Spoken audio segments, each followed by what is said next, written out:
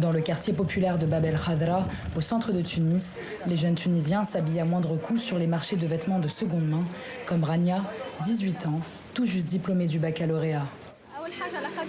Dans les magasins, les prix sont trop élevés. Dans les fripes, au moins, tu peux trouver des vêtements de marque à petit prix. Depuis la révolution de 2011, le dinar tunisien a perdu près de 50% de sa valeur. L'inflation a plombé le pouvoir d'achat des Tunisiens ces dernières années. Et comme Rania, l'opinion publique pointe du doigt le parti d'inspiration islamiste Ennahda, jugé responsable de la crise économique et sociale que traverse le pays. Si l'économie tunisienne a sombré ces dernières années, c'est principalement la faute d'Ennahda. Ils étaient au pouvoir et ils n'ont rien fait. Principal bloc politique à l'Assemblée, Ennahda est membre de toutes les coalitions gouvernementales depuis 2011. Jugé par beaucoup comme incompétent et corrompu, le parti cristallise le mécontentement populaire, notamment chez les jeunes.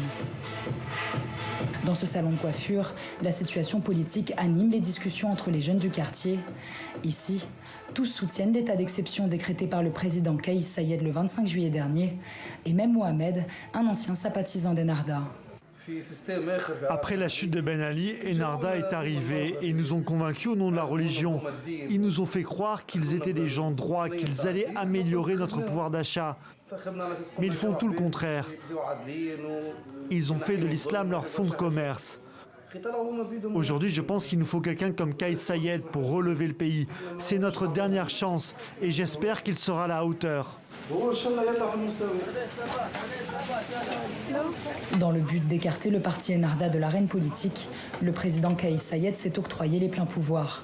Un coup de force appuyé par l'armée et qui alimente les discussions dans un groupe de jeunes rencontrés dans une rue de Bab el Khadra.